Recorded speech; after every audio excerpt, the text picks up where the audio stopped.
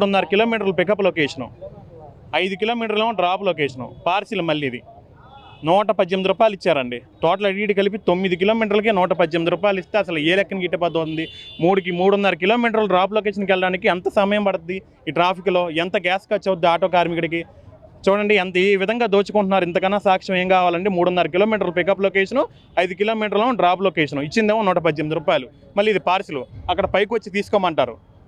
ఈ మధ్య పార్సిల్లో మళ్ళీ గరి ఘోరంగా మంచాలు, బీరువాలు, ఏసీలు, ఇవే పార్సిల్ అంటే కూరగాయలు లేకపోతే వెజిటేబుల్స్, ఏదైనా మెడికల్ షాప్లో మెడిసిన్స్, ఇవి పార్సిల్ కింద వస్తాయి. కానీ ఏసీలు బుక్ చేసుకుని అక్కడికి వెళ్ళిన తర్వాత అక్కడ ఏసీ ఉంది తీసుకెళ్ళి ఆటోలో పెట్టుకో, అక్కడ తీసుకెళ్ళి ఫస్ట్ ఫ్లోర్కి ఇచ్చే ఆటో కార్మికులు అనుకుంటున్నారా? అసలు ఏమనుకుంటున్నారు? కనీసం మానవత్వం ఉంటుందా?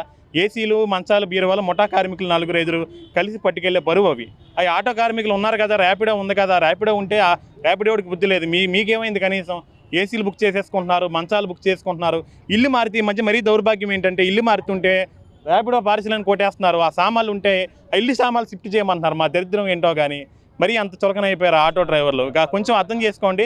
కరోనా టైంలో సెకండ్ ప్లేస్ ఎవరికి ఇచ్చారండి? అంబులెన్సుల తర్వాత ఆటో కార్మికులకే ఇచ్చారు. ఓపీలు తీసుకున్న అవకాశం ఉన్నంత ఓపీలు తీసుకుని హాస్పిటల్లో దింపాం.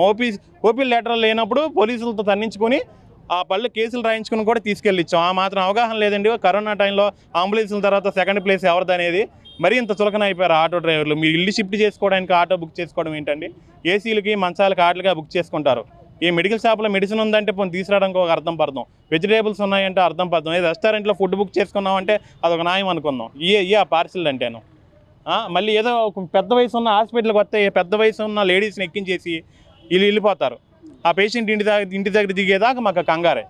ర్యాపిడో బుక్ చేస్తే ఆవిడ తీసుకెళ్ళి అక్కడ దింపే.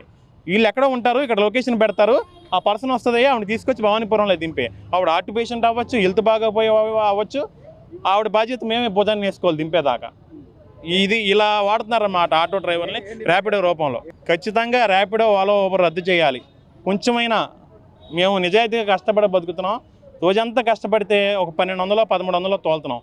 ఈ 1200-1300 రూపాయల్లో గ్యాస్కి, బండి మెయింటెనెన్స్కి, బండి అద్దెకి, టూటీ ఆయిల్, మళ్ళీ బండి పార్కింగ్లో పెట్టుకుంటే పార్కింగ్కి, ఇవన్నీ పోని మిగిలిన దాంతో తీసుకెళ్ళి మా పిల్లల్ని మేము పోషించుకోవాలి.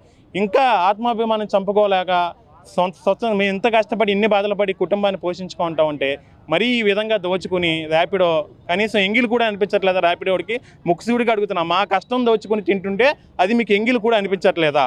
ప్రభుత్వం ఏమో నిద్రపోతుందా? మంచినీళ్ళు కావాలంటే తీసుకెళ్ళి ఇస్తాం, లేపుతాం. ఇంకా అంతకన్నా ఏం చేయలేకపోతున్నాం మేము. ఇంత దారుణంగా ఆటో కార్మికుల్ని ఈ కార్పొరేట్ కంపెనీలు దోచుకుంటూ ఉంటుంటే ప్రభుత్వం ఏం చేస్తుంది? కనీసం రెస్పాండ్ అవ్వాలా? అసలు ఎంత ఇస్తున్నారయ్యా? ఇన్ని కిలోమీటర్లు పికప్ ఇస్తున్నారు, ఎంత ఇస్తున్నారు కిలోమీటర్కి? వాళ్ళు ఏ విధంగా వాళ్ళకి ఏమైనా న్యాయం జరుగుతుందా? అసలు ఏమీ పట్టించుకోవడం లేదు. ఓలా, ఊబర్, ర్యాపిడో తక్షణమే రద్దు చేయాలి. మళ్ళీ ఈ మధ్య ఇంకా దౌర్భాగ్యం ఏంటంటే మహిళలను ఆదుకొని మహిళలకి ఏదైనా గవర్నమెంట్ చేయాలనడం తప్పు లేదు. మహిళలు కూడా సమాన హక్కులు ఉన్నాయి, వాళ్ళు కూడా ఎదగాలి, అదేం తప్పు పట్టట్లే మేము. కానీ గవర్నమెంట్ ఈ ఫ్రీగా ఇచ్చేసి కనీసం పీవీపీ నుంచి ఈ మధ్య సర్వీస్ మొదలుపెట్టాడు ర్యాపిడో వాడు.